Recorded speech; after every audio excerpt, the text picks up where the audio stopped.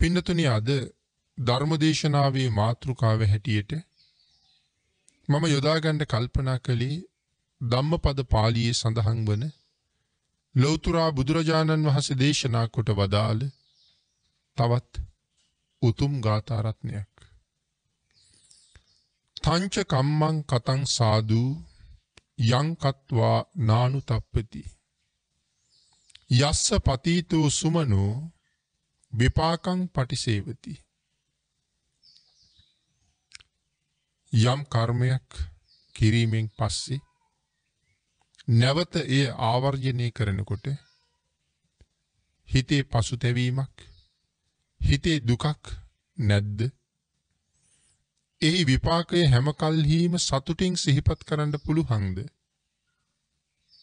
එවන් කර්ම ජීවිතේ නිතර නිතර රැස් කරගන්න කියන කාරණාව තමයි මේ ගාථාවේ සඳහන් කරන්නේ. අපේ බුදුරජාණන් වහන්සේ මේ ගාථා රත්නයේ දේශනා කොට වදාළේ සුමන නම් වූ මාලාකාරය නිසා. සුමන කියලා කියන්නේ බිම්බිසාර මහරජුරවන්ට මල් සපයන කෙනා. සෑම උදෑසනකම රජුරවන්ට මල් අරගෙන යන්න ඕනේ සුමන. ඒ සඳහා රජුරුවන්ගෙන් සුමනට වැටුපක් ලැබෙනවා. ඒක සුමනගේ රාජකාරිය.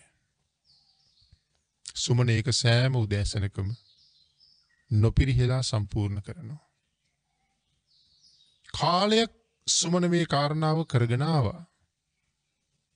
එක දවසක් සුමන රජුරුවන්ට ගෙනියන්න මලුත් අරගෙන මල් කූඩෙත් ඔළුවේ තියාගෙන රජමාලිගාව පැත්තට යනවා.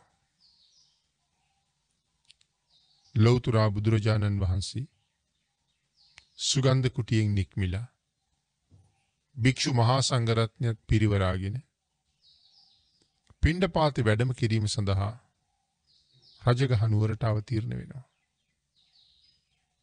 භාග්‍යතුන් වහන්සේගේ වැඩම කිරීමේ ආකාර කීපයක් තියෙනවා. සමහර දවස්වලට අසීමිත බුද්ධ තේජසින් භාග්‍යතුන් වහන්සේ වැඩම කරනවා. තවත් සමහර දවසක කිසිම කෙනෙකුට හඳුනන්න බැරුව සාමාන්‍ය භික්ෂුවක් වගේ භාග්‍යතුන් වහන්සේ වැඩම කරනවා. ඉතින් මෙදා බුදුරජාණන් වහන්සේ පිණ්ඩපාතයට අවතීර්ණ වෙන්නේ ඒ අසීමාන්තික වූ බුද්ධ තේජසත් සහිතව. එහෙම වඩිනකොට සිදුවෙන විශේෂ සිදුවීම් ගණනාවක් තියෙනවා. බුදුරජාණන් වහන්සේ මාර්ගයට අවතීර්ණ වෙනකොට ඒ මග භාග්‍යතුන් වහන්සේට කරදරයක් නැතුව වඩින්න සැකසෙනවා. පාරේ වලවල් ආදී තියෙනවා නම් ඒ වලවල් ස්වභාව ධර්මයේ විසින් ස්වභාවයෙන් පුරවනවා. කඳු ගැට ගල් කැට මතුවෙච්ච තියෙනවා නම් ඒ සියල්ලම යට යනවා. වලාහක දෙවියෝ බුදුරජාණන් වහන්සේට අවුවෙන් බාධාවක් නොවෙන්න වලාකුළු වලින් සූර්ය රශ්මිය මුවහ කරනවා. හරියට වියන් බඳිනවා වගේ. වැස්ස වලාහක දෙවියෝ ඒ ප්‍රදේශයට සිරි පොද පිණි පොද වස්සවනවා. දූවිලි නොනැගෙන්න. වාත වලාහක දෙවියෝ එයින් පස්සේ සියුම් සුළඟකින් පාරේ තියෙන සියලුම කොළරුඩු අයින් කරනවා කියලා සඳහන් කරනවා.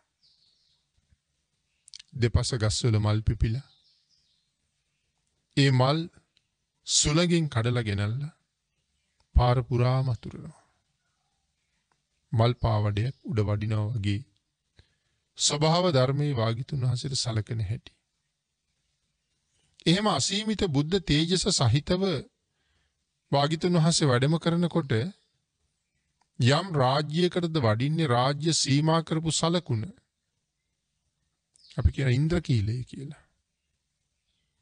භාග්‍යතුන් වහන්සේ එතෙන්ට සිරිපා ධාතුව තියෙනවත් එක්කම බුද්ධ ශරීරයෙන් නික්මෙන බුද්ධ රශ්මි ධාරා ඒ ප්‍රදේශයේ පුරාම පැතිරෙන්න පටන් ගන්නවා.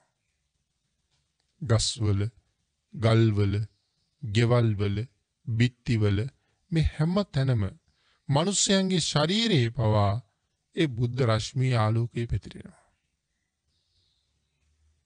යම් ප්‍රදේශයකටද භාග්‍යතුන් වහන්සේ වඩින්නේ ඒ ප්‍රදේශයේ ජීවත් වෙන ඇත්තු කුංචනාද කරනවා. අශ්වය හේෂාරාව කරනවා. සඳහන් කරනවා අතේ ආදී මිනිස්සු පැළඳලා තියෙන මේ ආභරණ ස්වභාවයෙන්ම හඬ නගන්න පටන් ගන්නවා කියලා. එතකොට මිනිස්සු දන්නවා අද බුදුරජාණන් වහන්සේ මේ පැත්තට වඩිනවා. සවැත් නුවරට නම් වඩින්නේ. රජගහ නුවරට නම් වඩින්නේ. ඒ ප්‍රදේශවල මිනිස්සු බුදුරජාණන් වහන්සේට පූජා කරන්න යම් පූජා වස්තුවක් අතේ නැතුව නම් ගෙවල් වලින් එළියට බහින්නේ නැහැ කියලා සඳහන් කරන්නේ. ඉතින් මෙහෙම අසීමිත බුද්ධ තේජස සහිතව භික්ෂූන් වහන්සේලා පිරිවරාගෙන අපේ බුදුරජාණන් වහන්සේ මාර්ගයේ ඉදිරියට වැඩම කරනවා නගරයේ දිහාවට. සුමනත් මල් පැසත් ඔළුවේ තියාගෙන බුදුරජාණන් වහන්සේගේ ඉදිරියට ගමන් කරනවා. ඒ මාර්ගය ඔහුත් එනවා. එනකොට තමයි ඔහුට බුදුරජාණන් වහන්සේ මුණ ගැහෙන්නේ. ඒ අසීමිත බුද්ධ තේජස දැක්කහම රන්වන් වූ බුද්ධ ශරීරය දෙතිස් මහා පුරුෂ ලක්ෂණ වලින් සමලංකෘතයි. 80ක් අනු ව්‍යංජන ලක්ෂණ 216ක් මංගල ලක්ෂණ ස්වර්ණ වර්ණ වූ බුද්ධ කය දැක්කහම සුමනට ඇති වෙන්නේ බුද්ධාලම්බන ප්‍රීතිය නිමක් නැති තරම්. හිරුට වඩා තේජස් ඇති. සඳුට වඩා සොමිගුණ ඇති. සියලු ශ්‍රමණ බ්‍රාහ්මණයින්ට වඩා සීල් ගුණ ඇති. තිලෝගුරු භාග්‍යතුන් වහන්සේ මහ පොළොව කම්පා කර කර තමන් එන මාර්ගයේ ඉදිරියට වඩිනකොට අනේ මේ මහා පුරුෂ නරේන්ද්‍රයන් වහන්සේට මම මොනවද පූජා කරගන්නේ කියලා හිතුණා. සුමනගේ ළඟ මේ වෙලාවේ මුකුත් නැහැ. රජ්ජුරුවන්ට ගෙනියන මල් ටික විතරයි තියෙන්නේ. රජ්ජුරුවන්ට මල් ගෙනියන්න ඕනේ. රජ්ජුරුවන්ට මල් ගෙනිච්චේ නැත්තම් එක්ක සුමනගේ ජීවිතයේ සුමනට අහිමි වෙන්න පුළුවන්. එහෙම නැත්නම් සුමනට රැකියාව අහිමි වෙන්න පුළුවන්. එහෙමත් නැත්නම් සුමනට රටින් පිටුවහල් වෙන්න සිද්ධ වෙන්න පුළුවන්. සුමන කල්පනා කරනවා ඕනේ දෙයක්. මැරුවොත් මැරුවාවේ රටින් පැන්නුවොත් පැන්නුවාවේ රැකියාව නුදුන්නොත් ඒත් කමක් නැහැ. ඒ සියල්ලටම වඩා මට වටිනවා මේ මහා පුරුෂෝත්තමයන් වහන්සේට මේ මල් වලින් උපහාරයක් කරන එක. පින්නතුනි සුමන බුදුරජාණන් වහන්සේට මල් විතරක් නෙමෙයි පූජා කළේ. සුමන බුදුරජාණන් වහන්සේට ජීවිතත් පූජා කළා. එයි මේ මල් පූජා කරපු නිසා රජ්ජුරුව මාව මැරුවොත් ඒත් කමක් නැහැ. මැරුවොත් මැරුවාවි. නමුත් අද ගෙනියන මල් මහරජුට නෙමේ බුදුරජුන්ටයි. සුමනගේ හිතේ ප්‍රීතිය නිමක් නැහැ. සුමන සමන් මල් මිටි දෙකක් අරගෙන බුදුරජාණන් වහන්සේ වඩින දිහාවට වීසි කළා. ආසට වීසි කළා. ඒ මල් අසීමිත වූ බුද්ධ ශක්තිය බුද්ධ ගුණය නිසා භාග්‍යතුන් වහන්සේගේ ශීර්ෂ ධාතුවට උඩින් වියනක් බැඳා වගේ නතර වුණා. සියලුම මල් හරි සමානව එක කෙලින් වියනක ස්වභාවයෙන් තියෙනවා. එහෙම හෙලවෙන්නේ හැලෙන්නේ නැහැ. ඒ වගේම ඒක දැකලා බොහෝම සතුටටපත් වෙච්ච සුමන තවත් මල් මිටි දෙකකින් පූජා කළා. ඒ මල් මිටි දෙක භාග්‍යතුන් වහන්සේගේ වම් පැත්තෙත් ඊළඟ මල් මිටි දෙක දකුණු පැත්තෙත් ඊළඟ මල් මිටි දෙක පිටිපසිනුත් හරියට නිකන් උඩ වියනේ ඉඳලා පල්ලෙහාට එල්ලෙන වියන් වගේ සම ප්‍රමාණයෙන් ප්‍රමාණයේ පහළට රැඳුණා. මේක දැකපු සුමනට දරා ගන්න බෑ සතුට. ඒ වගේම පුදුමය. භාග්‍යතුන් වහන්සේගේ ආශ්චර්යය. රැස් වෙලා ඉන්න පිරිස එක දිගට සාදුකාර පවත්වනවා. මග දෙපස ලක්ෂ ගණන් රැස් වෙලා හැමෝම සාදුකාර පවත්වනවා බුද්ධාලම්බන ප්‍රීතිය. ආන්ගේ නිසා අපේ බුදුරජාණන් වහන්සේ කිසිම අතුරු මාර්ගයකට නොයා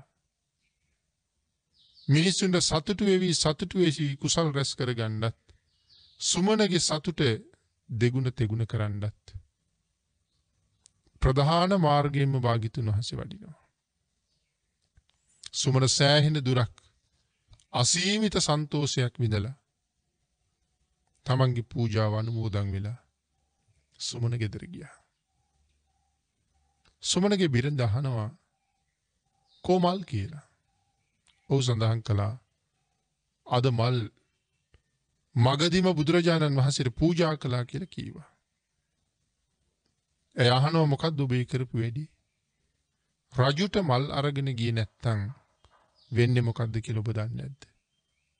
එක්ක ඔබට ජීවිතය අහිමි වෙයි. නැත්තම් ඔබට රැකියාව අහිමි වෙයි. එහෙම නැත්නම් ඔබට රට අහිමි වෙයි. මොකද්ද මේ කලේ? සුමන කියනවා ජීවිතය අහිමි වුණොත් ජීවිතය අහිමි වෙච්චාවි.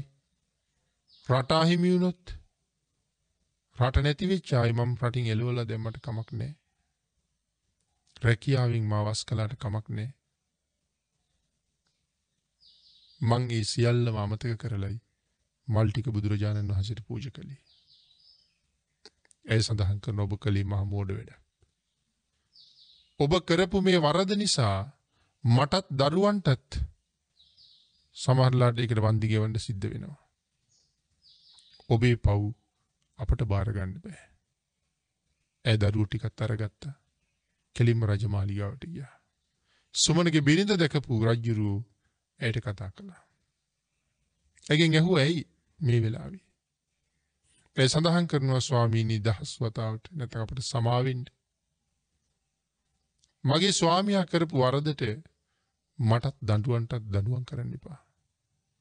මොකද්ද ස්වාමියා කරපු වරද? ස්වාමීනි අද උදේ ඔබ වහන්සේට අරගෙන එන මල් ටික මේ මිනිස්සයා මගදී බුදුරජාණන් වහන්සේ හම්බෙලා බුදුරජාණන් වහන්සේට පූජා කරලා මං ඔහුගෙන් ඇහුවා දැන් මොකද වෙන්නේ? රජු උදහස් වුණොත් අපේ ජීවිතය අහිමි වෙයිද රට අහිමි වෙයිද? ඔහු කියනවා ඕන එකක් වෙච්චාවි කියලා. ස්වාමීනි දඬුවම් කරනවා නම් ඔහුට විතරක් දඬුවම් කරන්න.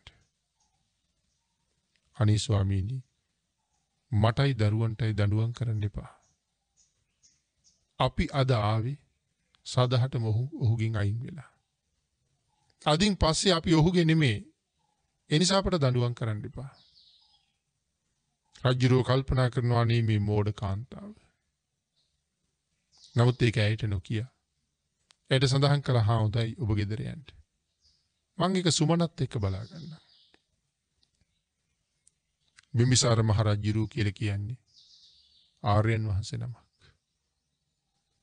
ඒ ආර්යයන් වහන්සේ තමන්ට ගෙනාපු මල් ලෞතර බුදුරජාණන් වහන්සේට පූජා කළා කියන කාරණාවෙන් කවදාවත් අමනාප වෙනවද? එහෙම එකක් නැහැ. රජුරවන්ට ඇති වුණේ අසීමිත සතුටක්. මොකද මේ මිනිහා මල් විතරක් නෙමෙයි පූජා කරලා තියෙන්නේ, ජීවිතෙත් පූජා කරලායි තියෙන්නේ. මිනිස්සුන්ගේ සාදුකාර හඬ නගරෙ පැත්තෙන් එක දිගට ඇහෙනවා. අර කාන්තාව පිටත් කරලා බිම්බිසාර රජුරුත් මේ අසිරිය බලන්න පිටත් වුණා. රජුරුත් මේක දැකලා සුමනගේ මල් පූජාවේ අසිරිය දැකලා ප්‍රීතියෙන් ප්‍රීතියටපත් වෙලා බුදුරජාණන් වහන්සේත් වැඩමවාගෙන රජමාලිගාවට ඇවිල්ලා දවල් දන් වළඳන මාලිගාව ඇතුළට වඩිමු කියලා මතක් කළා. මිනිස්සු තවත් මේ මල් වියන දිහා බලාගෙන සතුටු වෙන නිසා ඒ සතුටු වෙන ඔවුන්ට මහත් කුසල් ලැබෙන නිසා භාග්‍යතුන් වහන්සේ මාලිගාවේ ඇතුළට එන එක ප්‍රතික්ෂේප කරාම රජු වහාම එළිය අසුන් පැනෙව්ව දන් වළඳන්න සුදුසු විදිහට. බුද්ධ ප්‍රමුඛ මහා සංඝරත්නයට දම් පූජා කළා. තාමත් මල් වියන භාග්‍යතුන් වහන්සේ ළඟ තියෙනවා. දන් වළඳලා අනුශාසනා කරලා බුදුරජාණන් වහන්සේ පිටත් වුණා. භාග්‍යතුන් වහන්සේ සුගන්ධ කුටියේ දොරටුවෙන් ඇතුල් වෙනකොට මල් වියන සුගන්ධ කුටියේ දොරටුවේ ගැටිලා සියලුම මල් එතන බිම වැටුණා. සුමනගේ මල් පූජාව. රජුරු සුමන ගෙන්න ගත්තා. සුමනගෙන් ඇහුවා මට ගෙනාපු මල් මොනවා හිතාගෙන බුදුරජාණන් වහන්සේට පූජා කළාද? ඒ ඔබ දන්නේ නැද්ද මල් ගෙනාවේ නැත්තම් මොකද වෙන්නේ කියලා? මං කවුද කියලා දන්නේ නැද්ද? සුමන කියනවා මොකද නොදන්නේ ස්වාමීනි. මං හොඳට දන්නවා. මහරජුරවන්ට මල් නොගෙනිච්චොත් එක්ක අද මාව මරයි. එහෙම නැත්නම් මාව රටින් පිටුවහල් කරයි. සමහරට මගේ රැකියාවෙන් මං අයින් කරයි. මහරජා භාග්‍යතුන් වහන්සේට මල් පූජා කරලා රැකියාවෙන් අයින් වුණාම මොකද? රටින් පැන්නුවාම මොකද? මම මරලා දැම්මහම මොකද? මං ඕනෑම දෙයකට සූදානම් වෙලා තමයි මල් පූජාව කළේ. බිම්බිසාර රජු කියනවා ඔබ අසහාය පුරුෂයෙක්. ඔබ ශ්‍රේෂ්ඨ පුරුෂයෙක්. ඔබ මහ පුදුම මිනිහෙක්. සුමන ඔබේ ක්‍රියාව ගැන මට තියෙන අසීමිත සතුටක්. සුමන ඔබේ පින්කමේ කුසලය ඔබට මේ වෙලාවෙම විපාක දෙනවා. බිම්බිසාර රජු සුමනට සබ්බට්ටක කියලා දානයක් දෙනවා. හැම දෙයින්ම 8 දෙනවා සුමනට. අස්සු 8 දෙනයි. ඇත්තු 8 දෙනයි. තවත් නොඑක් ධන සම්පත්. මේ සියල්ලම සුමනට දන් දීලා. ඒ වගේම බොහෝම කීකරු ගුණගරුක කාන්තාවොත් 8 දෙනෙක් දෙනවා. තවත් බොහෝ සම්පත් දෙනවා. ඉතින් සුමන කරපු පින සුමනට එතනම විපාක දුන්නා. ඉතින් මේ කාරණාවෙන් අපි බුදුරජාණන් වහන්සේ භික්ෂූන් වහන්සේලාට කරුණු පැහැදිලි කළා. ඒ කරුණු පැහැදිලි කරන්න තමයි මේ ගාථා රත්නය දේශනා කොට වදාළේ. පින්නතුනි යමෙක් යම් ක්‍රියාවක් කරලා ජීවිතේ කවදාවත් ඒ කාරණාව කල්පනා කරනකොට පසුතැවෙන්නේ නැද්ද? තමන් කරපු ක්‍රියාව සම්බන්ධයෙන් මුළු ජීවිත කාලෙම සැනසෙන්න පුළුවන්ද උට? අන් ඒ වාගේ ක්‍රියාවන් වල හැමදාම යෙදෙන්න කියන එක භාග්‍යතුන් වහන්සේගේ අනුශාසනාවයි.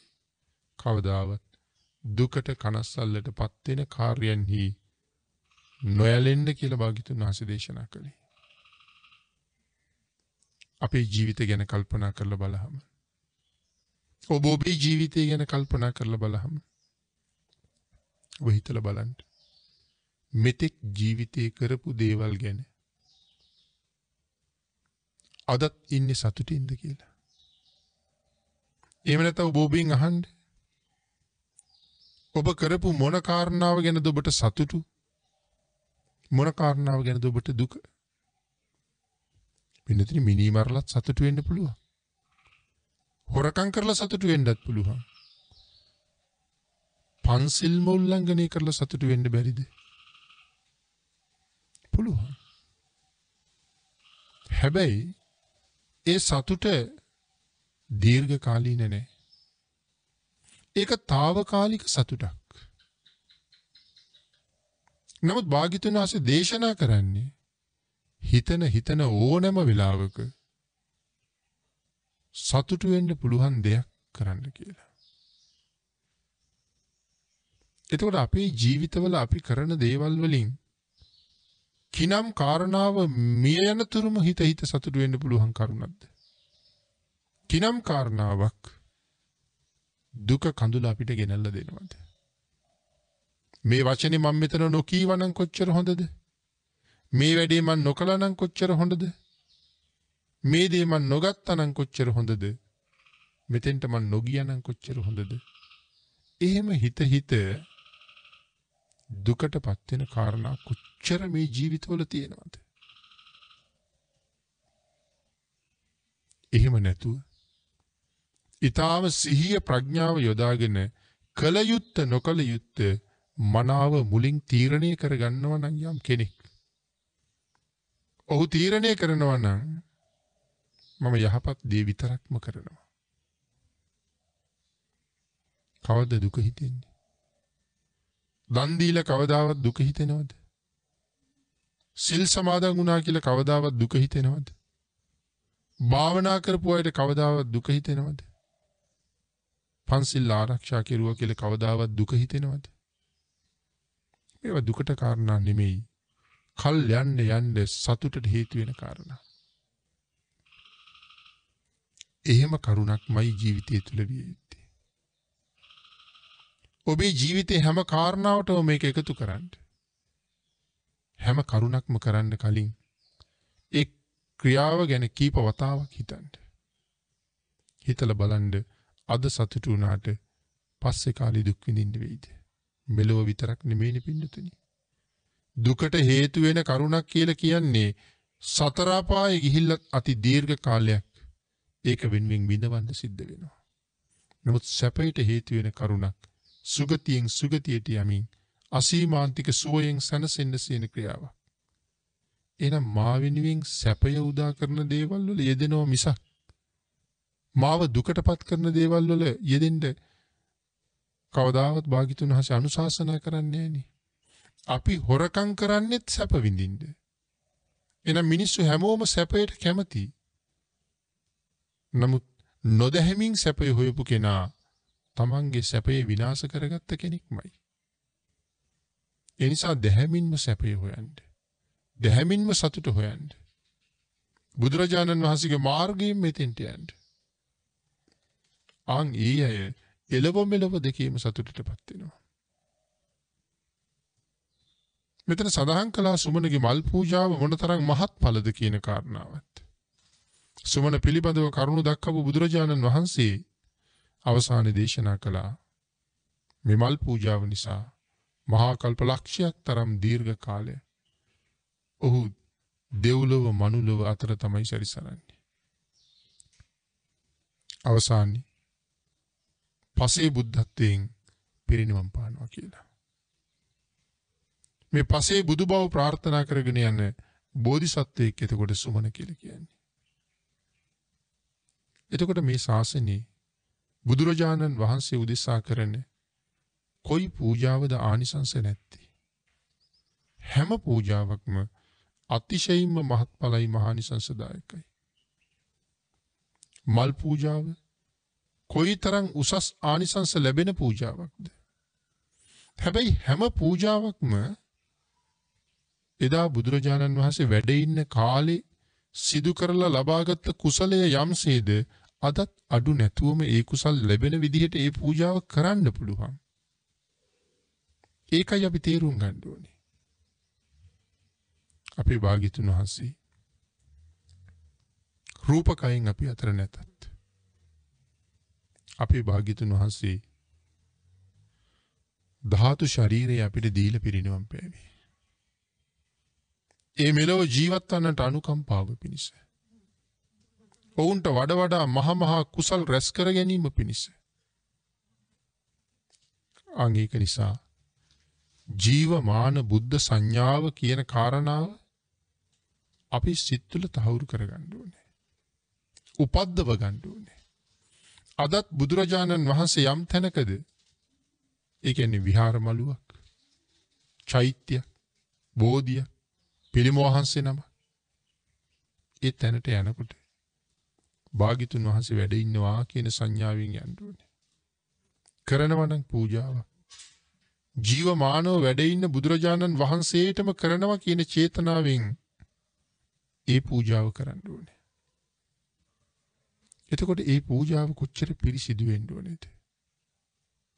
ඒ පූජාව කොච්චර වටිනවා වෙන්න ඕනේද? වටිනාකම ලක්ෂ කෝටි ගණන් නුනට කමක් නැහැ. ශ්‍රද්ධාව මුල් වෙන්න ඕනේ. පිරිසිදු බව තියෙන්න ඕනේ. දෙවියන් බඹුන් මරුන් සහිත ලෝකේ ප්‍රධාන උත්තමයන් වහන්සේට මේ පූජාව. කෝටි ලක්ෂයක් සක්වලේ මහරජුරවන්ට මේ පූජාව. අපි කල්පනා කරන්න ඕනේ අපේ භාග්‍යතුන් වහන්සේ කොයිතරම්නම් ලෝක සත්වයාට හිතසුව සැලසුවාද? මම සඳහන් කළේ රජ කෙනෙක් ගාවට අරගෙන ගියොත් අපිරිසිදු දේවල්, නොගැලපෙන දේවල්, නුසුදුසු දේවල් අපට දඬුවම් ලබන්න වෙන්නේ නැද්ද? මොකක් වෙයිද? කොහෙන් නිමා වෙයිද? බුදුරජාණන් වහන්සේ ගාවට අපිරිසිදු දෙයක් අරගෙන ගියා කියලා බුදුරජාණන් වහන්සේ අපිට දඬුවම් නොකළා. පින්නතුනි, එහෙම වුණොත් අපිට සංසාරෙදී දඬුවම් ලැබෙනවා. භාග්‍යතුන් වහන්සේ දඬුවම් කරන්නේ සංසාරෙදී දඬුවම් ලැබෙනවා. මට ලැබෙන්නේත් අපිරිසිදු දේවල්, නොගැලපෙන දේවල්, නුසුදුසු දේවල්. ඒ මං දෙන දේනේ මට ලැබෙන්නේ. රජෙක් ගාවට ගිහිල්ලා යමක් පිළිගන්වන්නේ කොහොමද? ඊට වඩා 100,000 ගුණයකින් වටින විදිහට නෙමෙයිද බුදුරජාණන් වහන්සේ ගාවට යන්න ඕනේ. මම මුලින් මතක් කළා මිලෙන් මුදලින් වටිනාකමක් නෙමෙයි මේ සඳහන් කරන්නේ. දුප්පත් කෙනෙක් තමන්ගේ ප්‍රමාණයටයි පූජාවක් කරන්නේ. නමුත් ඔහු ළඟ ශ්‍රද්ධාව තියෙනවා නම්, ඔහු ළඟ සීලය තියෙනවා නම් ඒක මහත්ඵල වෙන හැටි වෙනම ධර්මයේ සඳහන් කරලා තියෙනවා. දුප්පතුන්ගේ දාණය 1000 ගුණ කරලයි බලන්නේ කියලා. ඔබ අරන් යනවා මල් වට්ටියක් බුදුරජාණන් වහන්සේ ගාවට. ඔබ හිතන්නේ මල් වට්ටිය කොහොමද ගෙනියන්න ඕනේ කියලා? ඒ මල් වට්ටියේ දෙන්න ඕනේ පිරිසිදු මල්. අපි මල් වට්ටියක් නෙලහම අපි ගාව මේ බුද්ධ සංඥාව කියන එක හරියටම නැති හින්දා වෙනතේ අපේ මල් වට්ටියත් බොහොම අපිරිසිදුයි. ඔබ හිතන්න මල් හදන බඳුන කොච්චර අපිරිසිදුද? එතකොට ගහේ තියෙනකොට මේ මල් තියෙන්නේ කොච්චර අපිරිසිදුවද? වාහන ගිහිල්ලා දූවිලි පැටලිලා, දූවිලි බැඳිලා, ගෙවල් මිදුල් අමදිනකොට දූවිලි බැඳිලා, සුළඟේ එන දූවිලි බැඳිලා. මේ පිරිසිදුවට පේන්න තිබුණට මේ මලක මොනතරම් දූවිලි තියෙනවද? ඉතින් මේක බඳුනක හදාගෙන මේ දූවිලි ගොඩ ගෙනහිල්ලා බුදුරජාණන් වහන්සේ ගාව තියන්න පුළුවන්ද කියලා හිතන්න. ඔබේ මේසෙ උඩ ගෙනල්ලා දූවිලි සහිත රෙදි කෑල්ලක් ගෙනල්ලා තියලා තිබොත් ඔබට මොකද හිතෙන්නේ? ඉතින් භාග්‍යතුන් වහන්සේ ගාව දූවිලි ගොඩක් ගෙනහිල්ලා පූජාවක් කළා කියලා හිතාගෙන ඉන්නවා නම් ඒක පූජාවක් වෙන්නේ නැනේ. හිතාගෙන ඉන්නවා විතරයි. ආනිසංස ලැබෙන එකක් නෑ. ඒ හින්දා මේ මල් ටික නෙලන්න ඕනේ. පරවිච්ච මල්, ලප හැදුන මල්, කුරුමිනියෝ කාපු මල් අයින් කරන්න ඕනේ. හොඳම පිරිසිදුම මල් ටික තෝරගන්න ඕනේ. ඒ මල් ටික තෝරගෙන ඒ මල් ටික හොඳට සෝද ගන්න ඕනේ. එහෙම කියලා මේ සබන් දාලා හොදනවා කියලා කතාවක් නෙමෙයි කියන්නේ. දූවිලියන්ට හොද ගන්න ඕනේ මල් ටික තැලෙන්නේ නැති වෙන්න. ප්‍රඥාව තියෙන කෙනා මේ කාරණාව කොච්චර හිතනවද? අපි මල් පූජා කරන්නත් ඕනේ. නමුත් සම්බාධ හරියට තියෙනවා. සමහර මල් වර්ගවල පොඩි පොඩි සත්තු හරියට ඉන්නවා. පිච්ච වගේ මල් වල නම් බොහොම ඉන්නවා කුඩා සත්තු. ඉතින් මේක සෝදන්න ගියාම වතුර පිරෙන්නේ නැති භාජනයකවත් හොදන්න උත්සාහ කරන්න ඕනේ. කියන්නේ වතුර ටික දානකොට වතුර ටික බැහැලා යන භාජනයක්. තනකොළ ටිකක් මතට වගේ හොදාම වතුර ටික යටට බහිනවා සමහරට අර සත්තු තනකොළ උඩ රැඳෙනවා. මේ වගේ ඉතින් හිතන්න කාරණා ගොඩක් තියෙනවා. නමුත් අද මේ මල් හොදනවා කියන කාරණාව හුඟක් දෙනා අතින් වෙන්නේ නැති කාරණාවක්. අපි ඕන තරම් දකින්නවනේ. මල් ටික හදලා අපි කියන්නේ මේ පැන් ඉහිනවා කියන කාරණාව. ඒ පැන් ඉස්සාම මොකද වෙන්නේ කියලා පේන්නේ නැහනේ. දැන් මෙහෙම හිතන්න. ඔබේ වාහනය හොඳටම දූවිලි වෙදිලා. අපි වතුර ටිකක් අතට අරගෙන වාහනේ පුරාම වතුර ඉහිනවා. අතින් වතුර බින්දු බින්දු ඉස්සහම වාහනේට දැන් කොහොමද වාහනේ?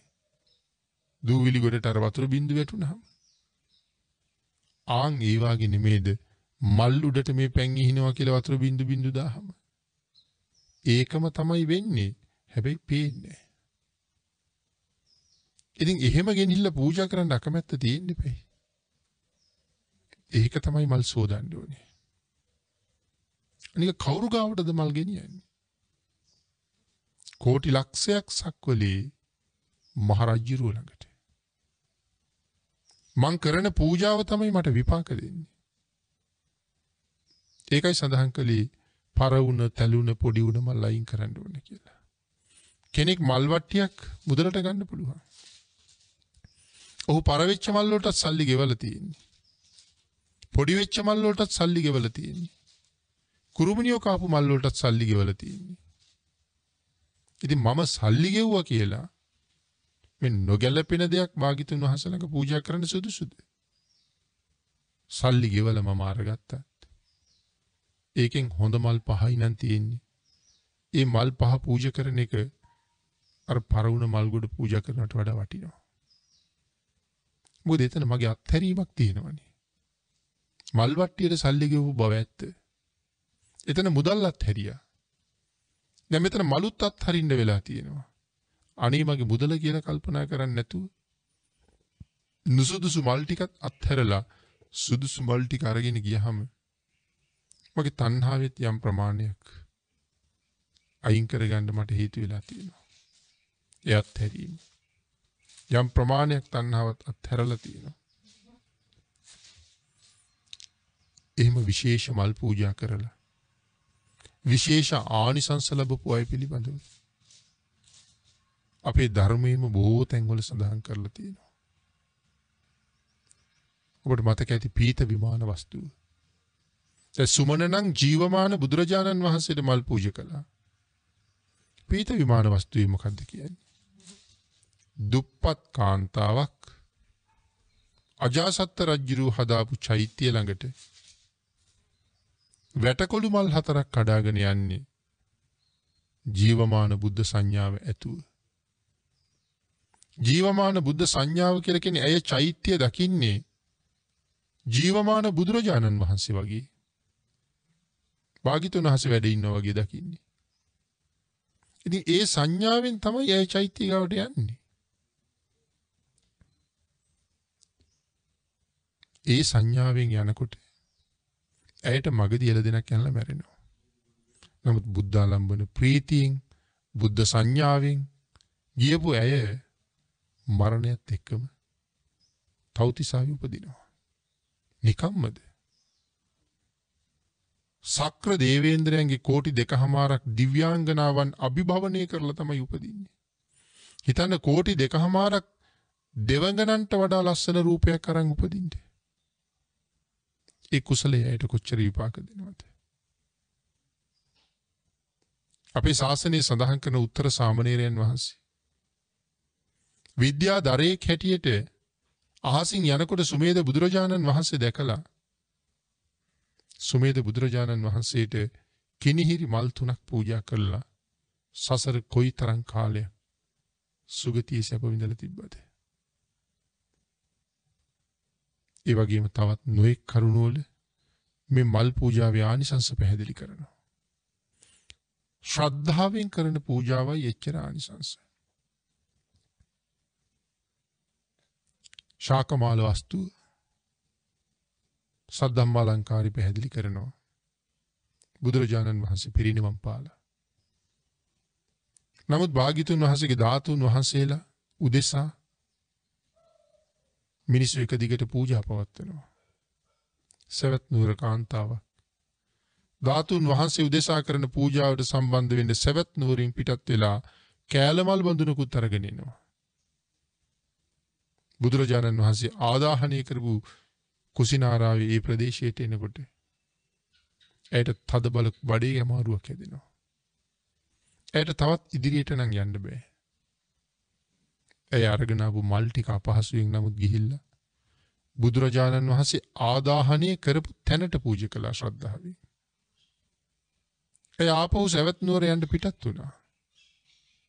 ඒ කුසේ අමාරුව වැඩි වෙලා එදා රාත්‍රියේ ඇය මැරුණා. නමුත් කෑලමල් පූජා කිරීම පිළිබඳව ඇයට තිබුණේ පුදුම සතුටක්. අද කරපු පූජාව ගැන.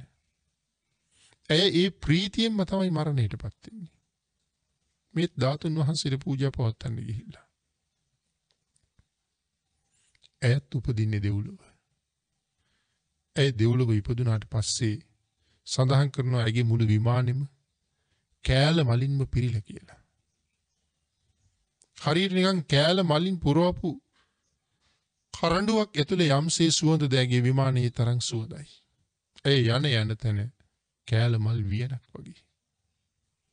උඩිනුත් කෑල මල්, පයටත් කෑල මල්. ඒවා විශාල රතරෝද වගේ කෑල මල්. ඇය කල්පනා කළා මේ තරම් ආශ්චර්යමත් දිව්‍ය සම්පතක් මට ලැබුණේ කොහොමද? ඇයට වැටහුණා භාග්‍යතුන් වහන්සේ උදෙසා කරපු මල් පූජාව නිසා. නමුත් තාමත් ධාතුන් වහන්සේ වෙනුවෙන් කෙරෙන පූජාව කෙරෙනවා හැමදාම.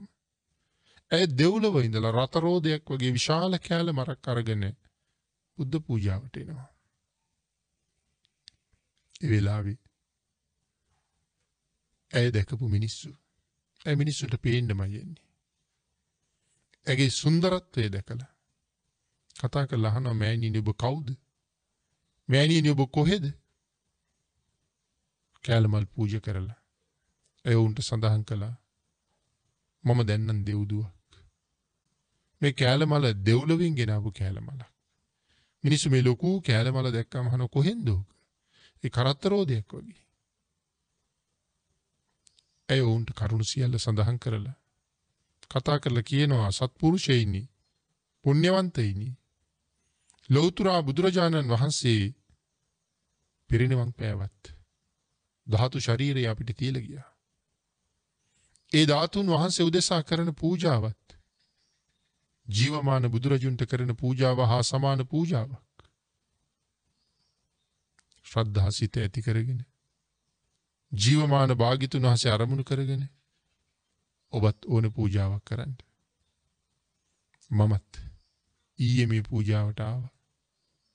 හැබැයි මගදී මට බඩේ අමාරුවක් හැදිලා මම ආපහු හැරුණා. මම අරන් ආවේ කෑලමල්.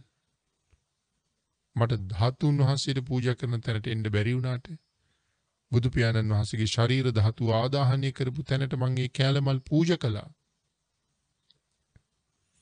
ඒ කුසල කර්මයෙන් මම දෙව්ලොව ඉපදුනා. කෑලමල් විමානයක් මගේ දිව්‍ය විමානය. මම දෙව්ලොව ඉඳලා කෑලමලක් අරගෙන ආවේ අදත් බුද්ධ පූජාවට.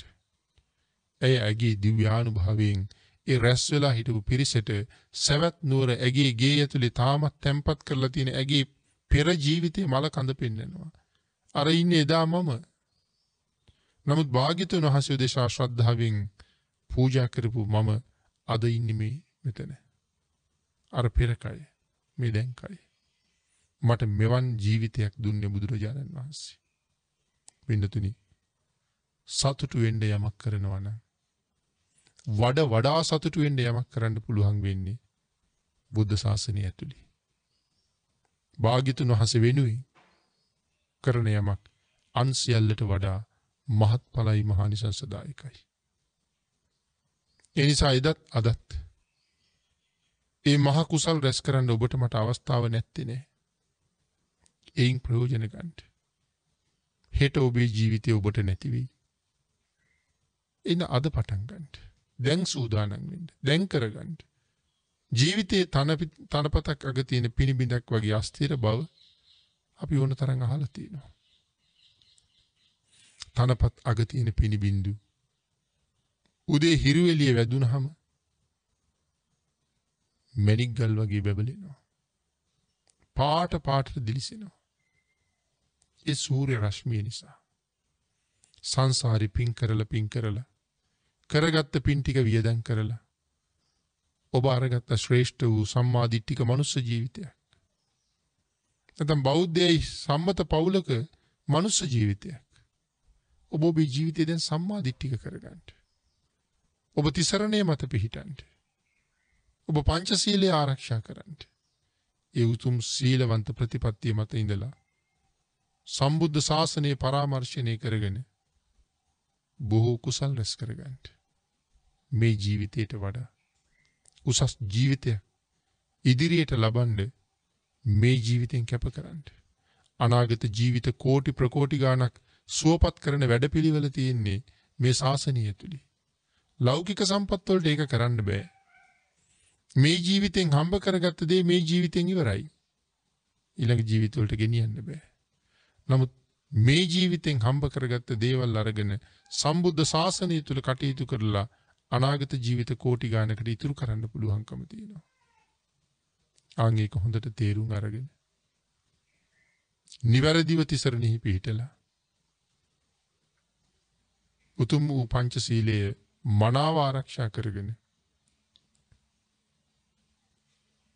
තමන්ගේ ජීවිතයට හොඳ සාධාරණයක් කරගෙන ඇතිතරම් මග වියදම් රැස් කරගෙන මේ ජීවිතෙන් මේ ලෝකෙන් එළියට බහින දවසේ මේ ජීවිතයට සමුදෙන දවසේ යාචකෙක් වගේ මෙලවින් නොයා ධනපතියෙක් වගේ සතුටින් පිටත් වෙන්න පුළුවන් ජීවිතයක් පෝෂණය කරගන්න තුනුරුවම් උදෙසා බොහෝසේ කටයුතු කළ කුසල් රැස් කරන්න සදහැසිත තුනුරුවන්ගේ ආශිර්වාදයෙන් ඔබට ලැබේවා කියලා ආශිර්වාද කරනවා.